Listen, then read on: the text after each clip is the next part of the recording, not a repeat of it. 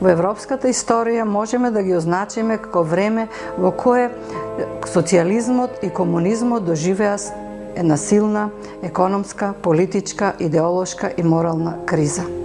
Се насетуваше крајот на еден систем и на владење на комунистичките партии после повеќе децении по Втората светска војна. На 9 октомври 1989 година падна Берлинскиот ѕид. Едноставно беше срушен од напливот на младите луѓе кои повеќе не може да ја поднесат не само поделеноста на Германија, туку и поделеноста на Европа. Символично, со падот на Европскиот ѕид заврши времето на студената војна, заврши времето на поделена Европа. Започна нова фаза во европската историја.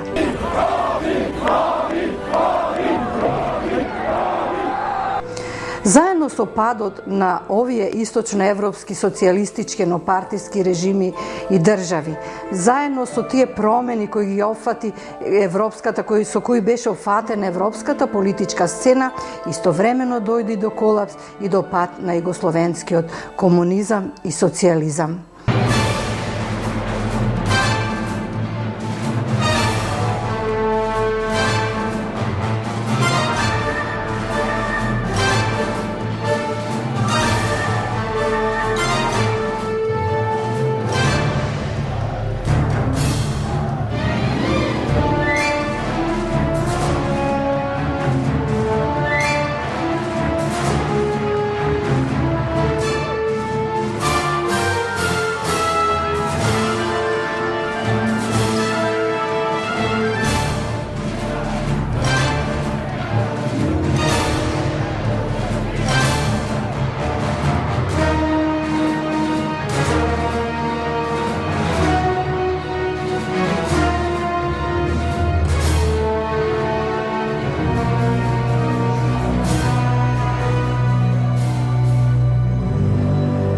Новата европска стварност бараше и нов идентитет. Новиот европски идентитет се поврзуваше со преиспитување на комунистичкото минато на сите овие земји. На дневен ред се постави прашањето за репресијата во комунизмот. Како и другите држави кои произлегоа и се родија наново по падот на комунистичките режими, и во Република Македонија мораше да се направи едно целосно преиспитување со комунистичкото минато, што сме имале, што сме изгубиле, но и да се отворат сите оние табу теми кои беа затворени 4-5 децении за јавноста и за науката, но и за пошироките слови од луѓето кои беа под едно силно влијание на агитацијата и пропаганда која се спроведуваше во периодот на комунизмот, кој ја видоа само едната слика од тој систем, а за многумина беше затворено на сето грдо и регресивно што се случуваше под така убавата пропаганда на комунистичкиот режим. Македонското општество се најде на раскрсница. Или да се закорави во собствените историски табу теми, или да тргне напред кон европските текови, кон новиот европски идентитет, во чија основа лежеше расчистувањето со темните дамки и жртвите на комунистичките режими. Многумина се најдоа затечени и не веруваа во сето она кој го открива многу од жртвите во комунистичкиот режим. Многумина не знаеа за 35-те Титови логори и апсурдниот режим на прекумерна репресија која се извршувала врз политичките и идеолошки неистомисленици на Комунистичката партија на Југославија. Малкумина беа упатени во тајните на Сремска Митровица, Стара Градишка, Главњача, Лепоглава, Крндија, Рамски Рит, Забела, Голи Оток, Свети Гргур, во режимот на изживување врз политичките затвореници и Титови неистомисленици во авнојска Југославија. Многу од луѓето не верува дека навистина во тој Титов рај на социјализмот се случувало нешто такво.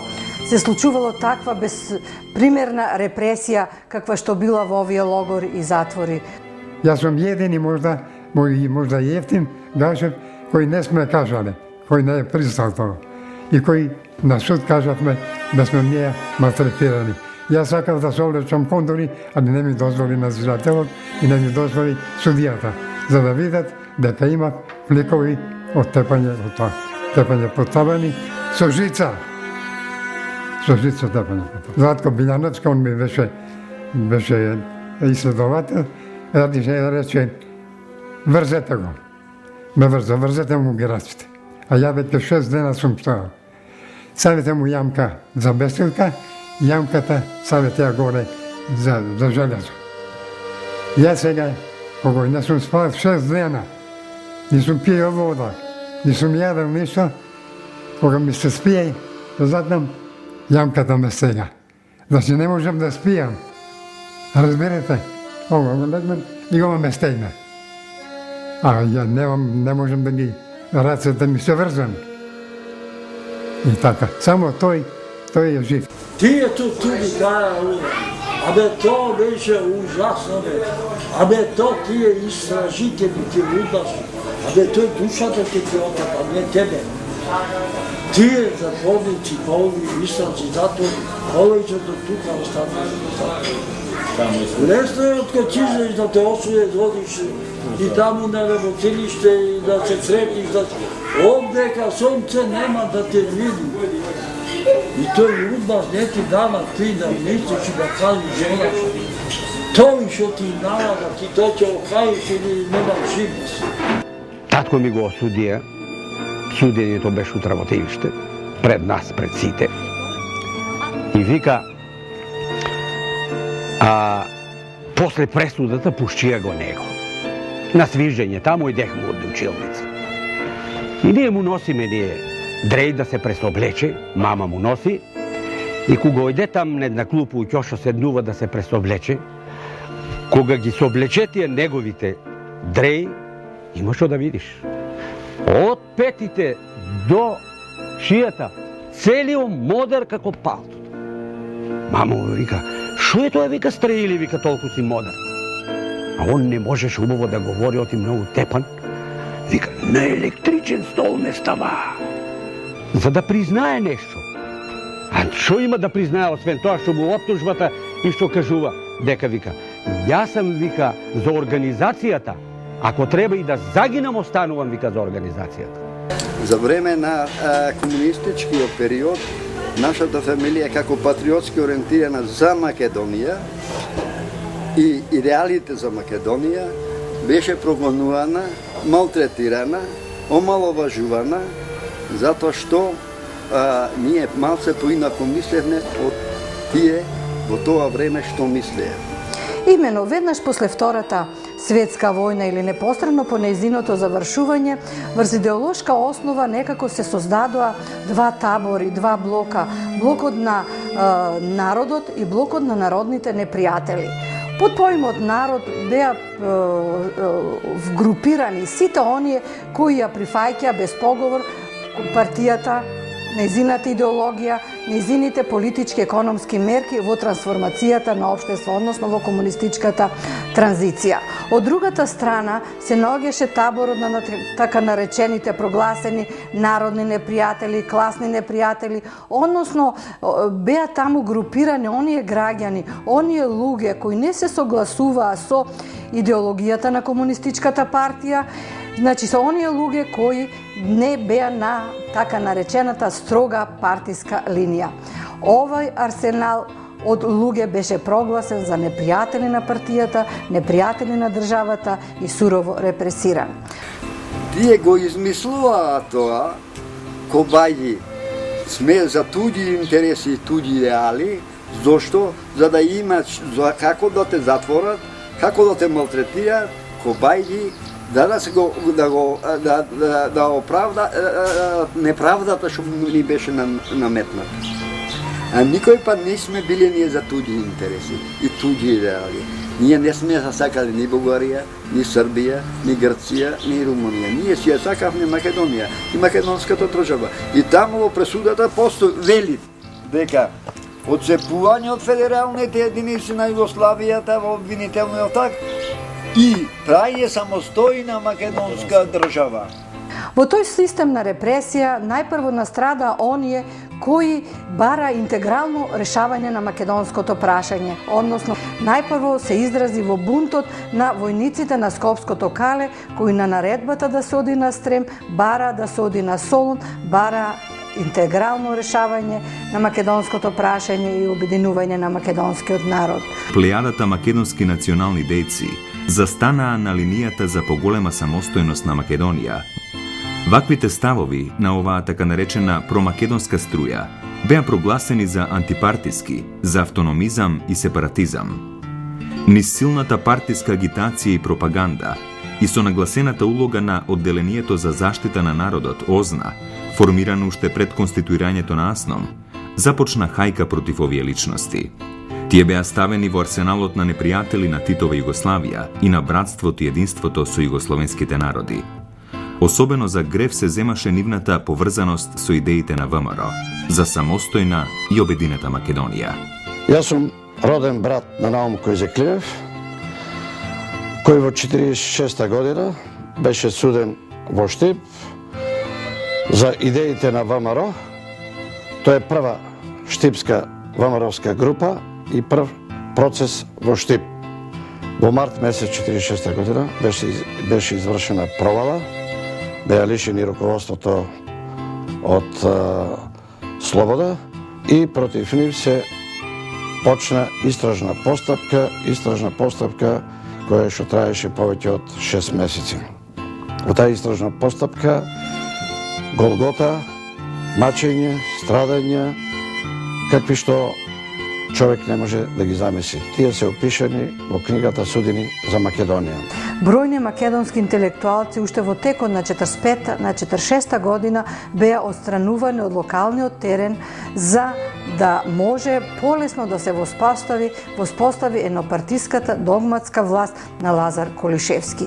Иако Македонија со 3/4 неписмено население и со многу малуброен интелектуален потенцијал просто беше гладна за интелектуална сила, за школован кадар и така натаму, најголемиот број македонски интелектуалци беа испраќани во Белград на одредена работа, односно беше тоа смислено направено да се тргнат од локалниот терен, бидејќи голем дел од нив беа демократи, беа носители на поинакви европски погледи кои не можеа да се вклопат во болшевичкиот калап и во догматската комунистичка свест која се изградуваше преку силниот агитпрот на комунистичката партија во овие први повоени години.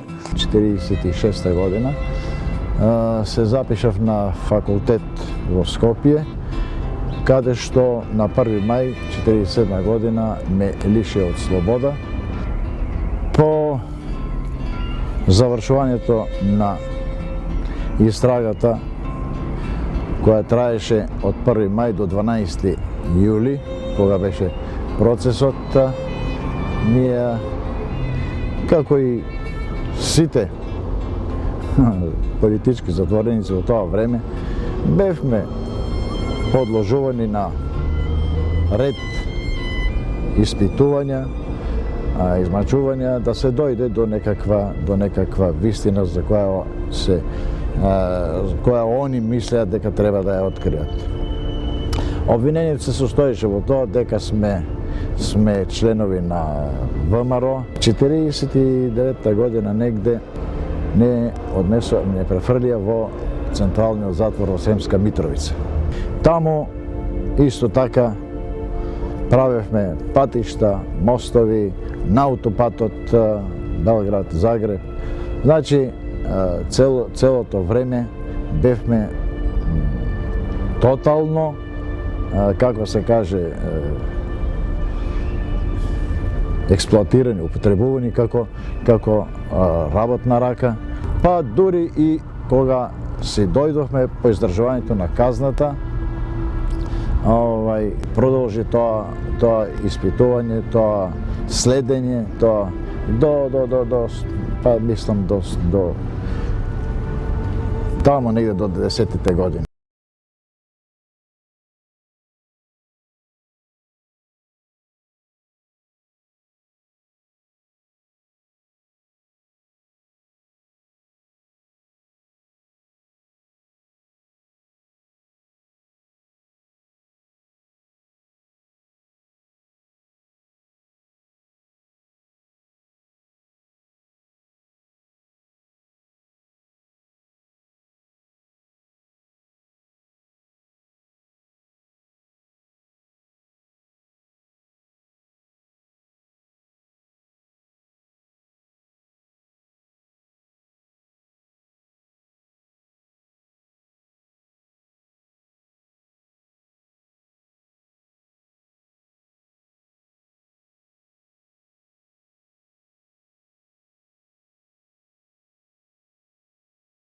самостојна, независна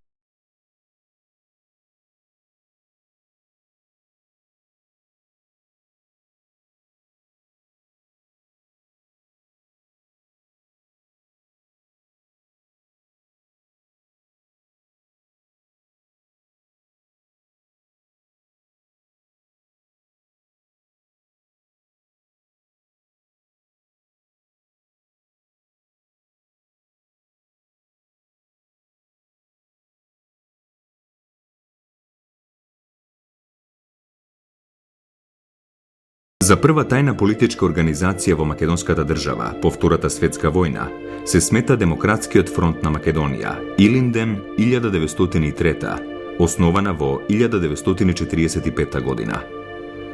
Начело на новата ВМРО-вска организација стоеле 5 македонци од различни краеви на Македонија. Доктор Илија Чулев, лекар од Кавадарци, доктор Димитар Златарев од Охрид, докторирал правни науки на Универзитетот во Рим, Коста Хримсов Смилец, родом од Старчишта, Драма, Егејска Македонија, Стефан Кузманов, економист од Битола, и Коста Динев, економист од Срачиново, Воден, Егејска Македонија. Нагласувајќи ја приврзаноста кон ВМРО Гоцеделчевска, оваа организација се декларира дека ги изразува националните интереси и стремежи на целиот македонски народ од трите дела на Македонија за национално обединување и самостојна државност. Овие заложби биле внесени во меморандумот за независна Македонија, што Демократскиот фронт на Македонија уште во текот на 1945 година го испраќа до Организацијата на Обединетите нации. Меѓу другото, во меморандумот стои: Белград измисли нова формула за запазување на своето владење во Македонија. Под булото на србокомунизмот се смени само формулата, а целата суштина си остана иста. Бавно, но сигурно, целосно и неповратно србизирање на македонскиот народ. Затворите се преполни со македонски патриоти и родолюби. Нема населено место во кое не е извршено убиство.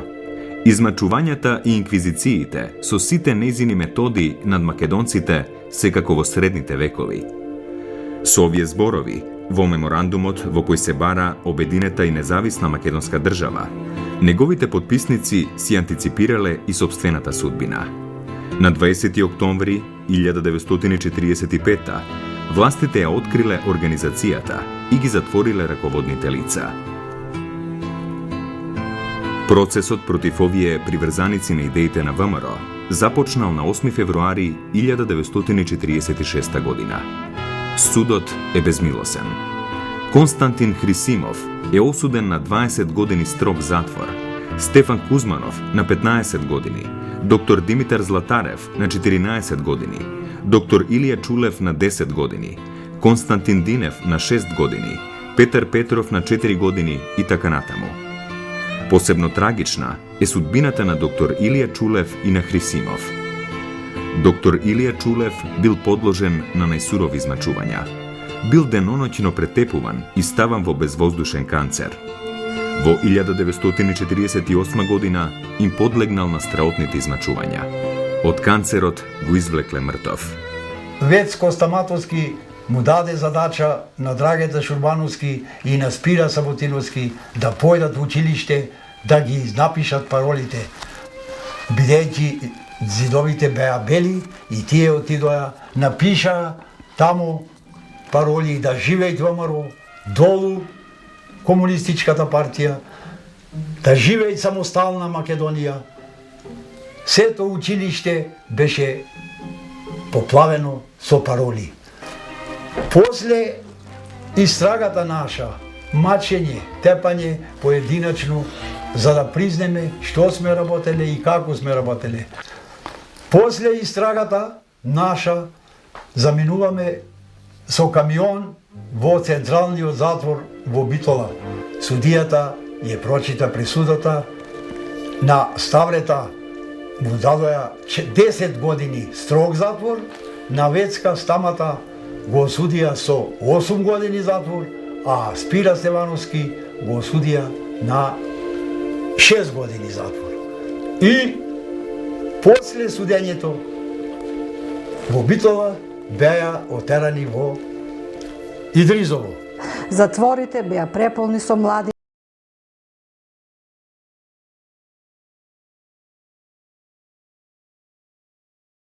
дани. Ја беа окупаторски слуги. И кога нашите ги фрлаа од балконот доле, и кога пишуваја на зидовите Македонија умирам за тебе, они си делеат цигари и пушење, вика да бој дај Боже никој да не излезе.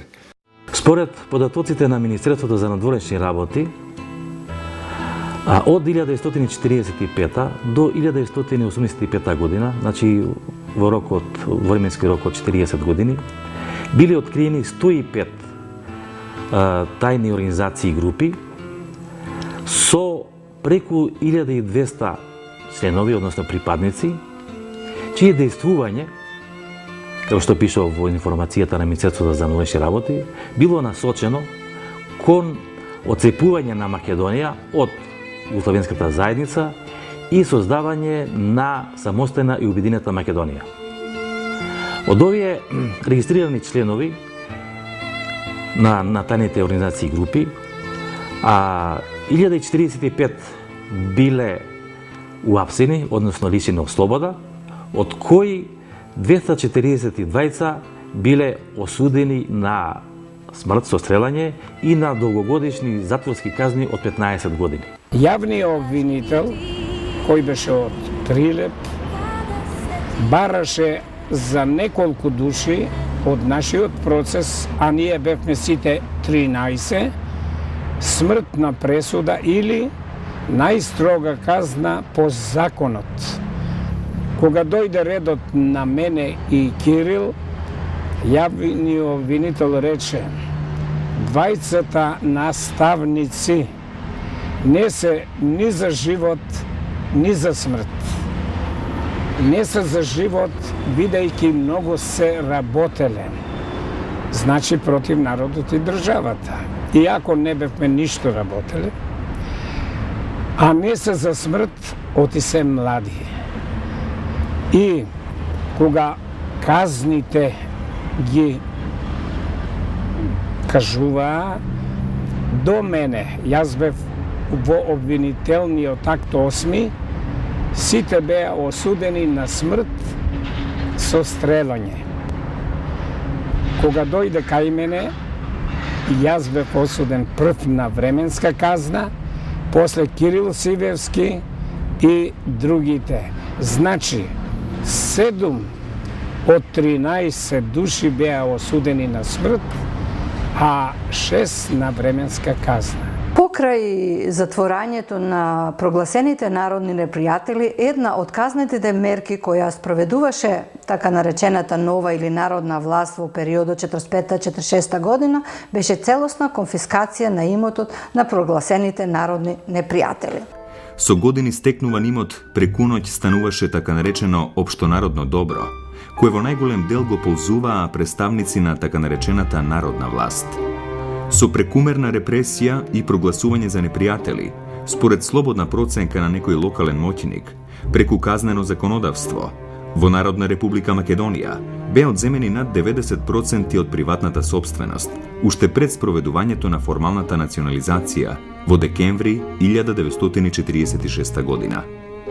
Многумина до вчерашни борци не можеа да ги прифатат таквите мерки на комунистичката власт. Започна ликвидирањето на козите, национализацијата на големите сточни стада, колективизацијата на селото. Селанството како социјална категорија, покрај приватните собственици во градот, најсурово и најжестоко врз своите плеќи ја почувствуваа комунистичката транзиција. Работните логори Маврово, Моноспитово, Преспа, Кајмакчалан, каменоломот Добој, рудникот Злетово, Идризово и локалните затвори беа преполнети со селани.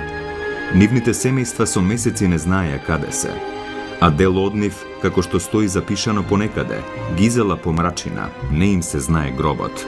Апсурдно ова сето тоа беше што Македонија немаше капиталистичка собственост, па за да се прогласи некаков класен непријател, капиталистичка класа и така натаму.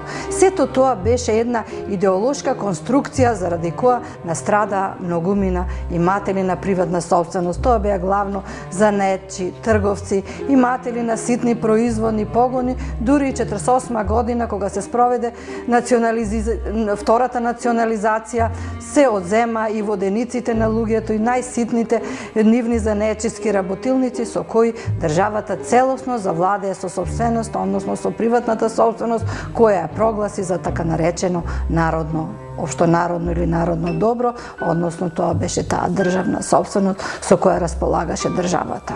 Тоа дисциплинирање на населението и воспоставување контрола, преземање на политичката власт и создобивање економска моќ преку насилно одземање на собственоста, идеолошката и политичката исклучивост на комунистичката власт, покрај главното, парцијалното решение на македонското прашање, беа основните причини за создавање на илегални организации во духот и традицијата на ВМРО.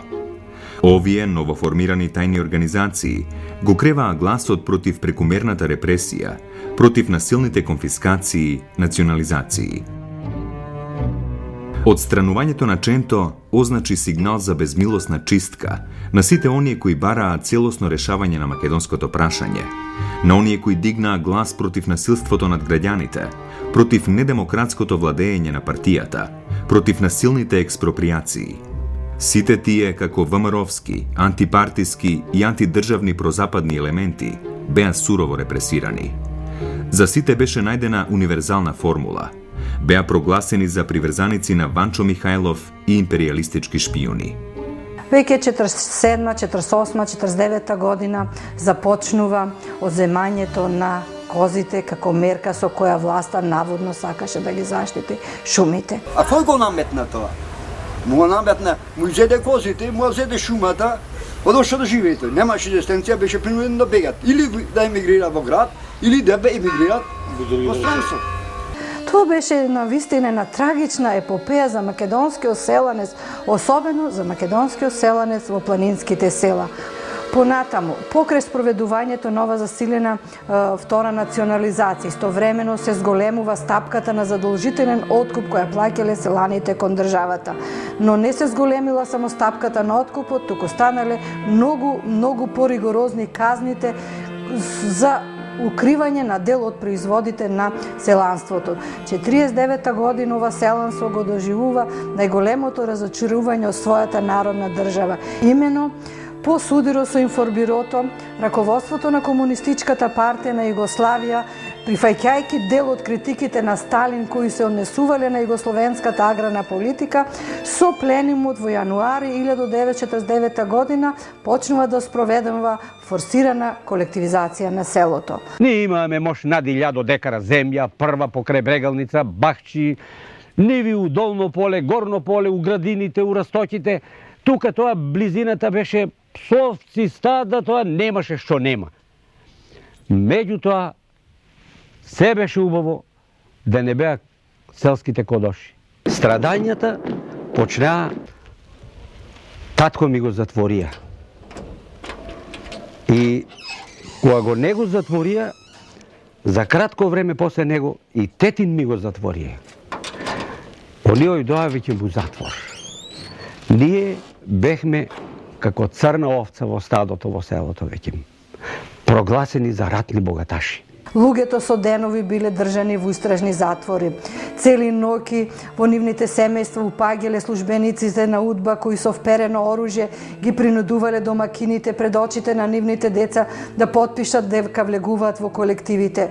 Целокупниот процес на колективизација се спроведувал со огромно насилство врз селанството. Бедата го наметна комунизмот со национализацијата и со колективизација. Крушево беше пресе трговски град во тоа време, посетуваше со големо сточарство развиено, овдека имаше неколку фамилија Диковци, Кардуловци, што имаја по 6-7 глави овци, разбираш, национализирани.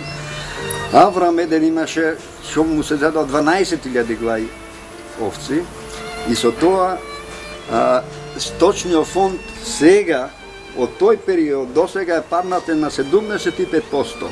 Зошто? Со национализацијата на тој поредок се уништи сточниот фонд во Македонија. И кога зборуваме за комунистичката репресија во македонската држава, можеби најмасовната репресија која се одиграла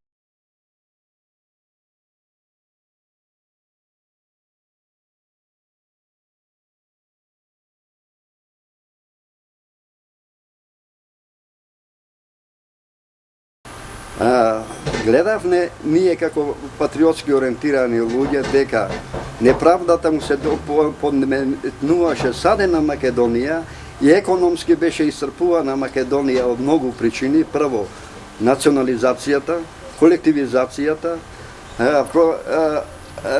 прогласувани ратни богаташи за 3 години, трговците стенеќи на злато му беше одземено на македонскиот народ и однесен во Белград, а до кај другите републики, Хрватска и Словенија, немаше национализација, немаше колективизација и денеска затоа се тие економски појаки од нас. Овој период во југословенската историја и во македонската историја беше период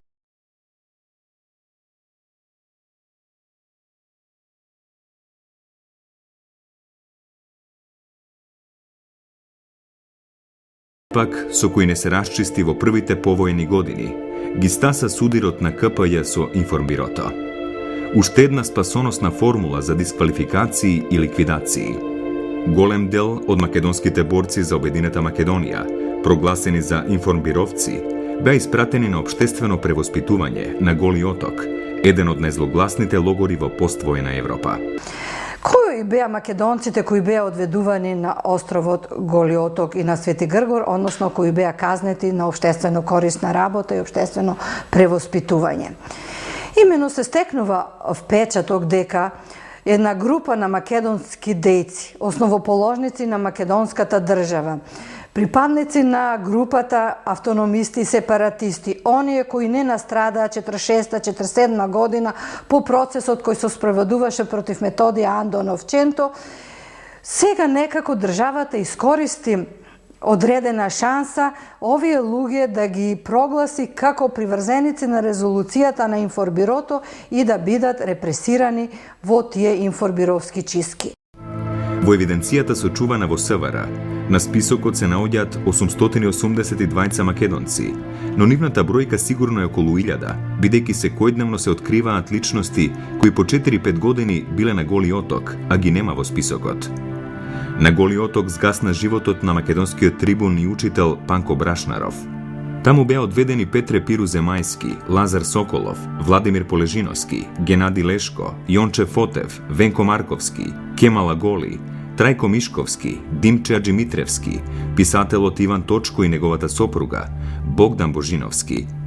Жртви на теророт за време на информбирото беа Кирил Ќамилов, Ризо Ризов, Кирил Петрушевски.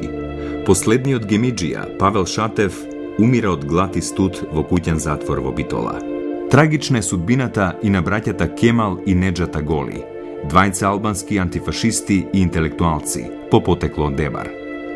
Неџата Голи, член на АСНОМ, втор подпредседател на президиумот на АСНОМ, министер во првата влада на Народна република Македонија, како приврзаник на резолуцијата на информбирото, бил убиен во април 1949 година на Скопското кале.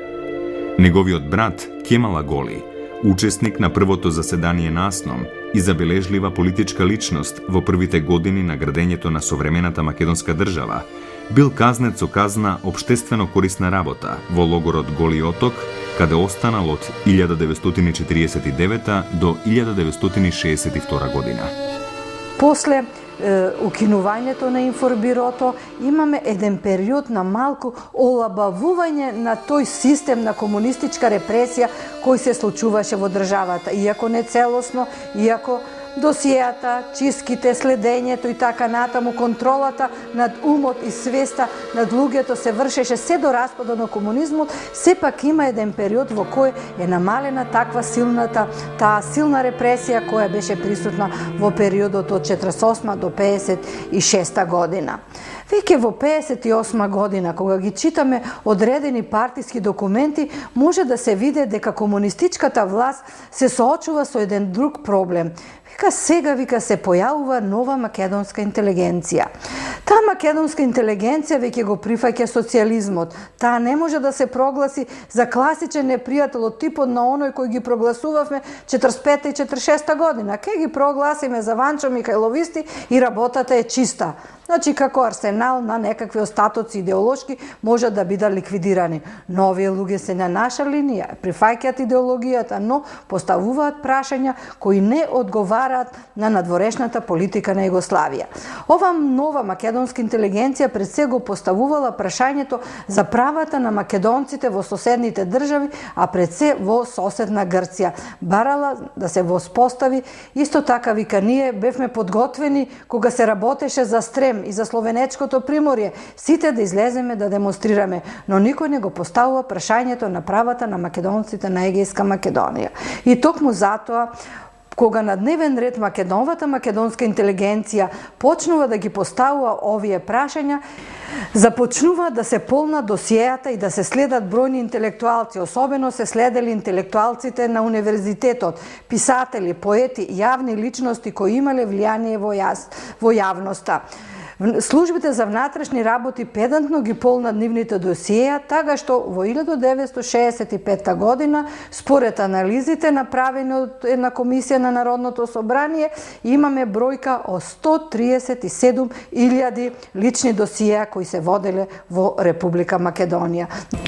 За бројот на прогонуваните, затворените и осудените лица од македонскиот комунистички режим доволно говорат 14.500 политички досија што ги водела тогашната служба за државна безбедност во Македонија, кои досија во 2001 година не ги предадува на Државниот архив на Република Македонија, како и 22.000 затворски досија на политички лица кои што лежеле затвор во затворот во Идризово. Значи, вкупно политички досија во Република Македонија на затворени и осудувани лица има 36.500.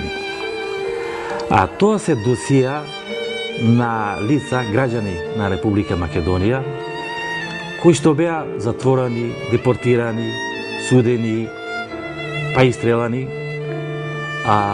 само за тоа што се бореле за самостојна, независна, демократска Република Македонија, за обединување на Македонија со Пиринскиот и Егејскиот дел. При крајот на 50-тите години оваа млада, нова македонска интелигенција, значи, поставува други прашања, расчистува со социјализмот во културата. Заедно со Венко Марковски беа судени и поетот Душко Наневски и композиторот Кирил Македонски, авторот на првата македонска опера Гоце. Додека Венко Марковски беше одведен на Голи оток, овие двајца македонски творци казната ја издржува во Идрисово. Но карактеристично за вербален деликт на Голи оток во 1961 година беше одведен големиот македонски сликар Родолюб Анастасов. Неговиот престој на Голи оток остави огромна трага врз неговото ликовно творештво, така што неговиот циклус Човекот и просторот го означува тоа негово битисување на Голи оток. Димитар Солев се појавува со многу смели пробиви во македонската литература. 61 година се појавува Пасквелија на Живко Чинго, која представува еден прв целосен израз на критиката на догматизмот на целокупната таа комунистичка власт. Веќе во 70-тите години имаме се посилни барања за одбележување на Гоце Делчев. Излегува книгата Големата вода, која била шок за тогашната партиска бирократија, која се препознала во сите тој систем на репресија кој е представен во ова извонредно уметничко дело. Во 80-тите години понатаму продолжува следењето на интелектуалците. Како драстичен пример може да се земе затворањето и исследувањето на големиот македонски актер Ристо Шишков, кој за вербален деликт беше суден. Понатаму 85-та година се затвора поетот Јонче Котески, така натаму. Значи, ова македонска интелигенција била перманентно следена, перманентно репресирана. Еден период поетот Радован Павловски морал да замини да оди во Загреб и така натаму. Че тоа се творци кои не биле класични дисиденти, како во другите источноевропски држави, каде имаме појава на класично дисидентство, но многу голем број од овие македонски дејци биле изложени на психичка тортура, следење, полнење на нивните досие и така натаму.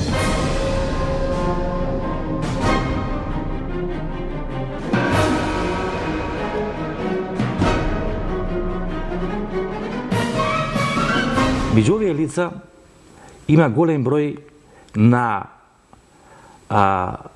припадници, членови на ВМРО Обединета, па и на Комунистичката партија.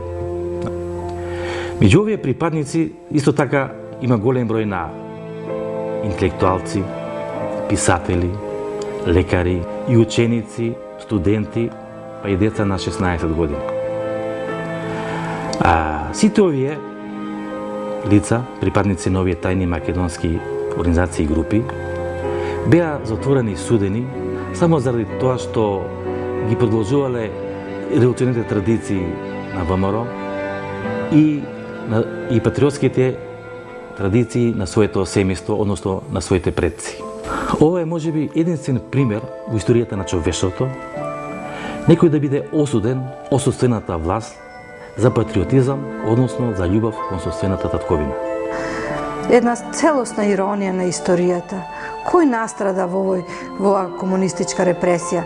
Настрадаа токму македонските интелектуалци, македонските дејци, револуционери, луѓето на Македонија кои бесконечно ја сакаа својата татковина, оние кои не можеа да се помира со историската неправда на делбата на Македонија во Букуреш 1913 година. Оние кои не можеа да се помират со недемократските методи на владење на Комунистичката партија. Оние кои не може да го прифатат едномијето. Оние кои има отворен ум за поинакви опции, за поинакви погледи. Луѓето демократи, луѓето патриоти, луѓето кои бесконечно е сакаа Македонија и станаа токму жртва заради своите патриотски чувства кон татковината.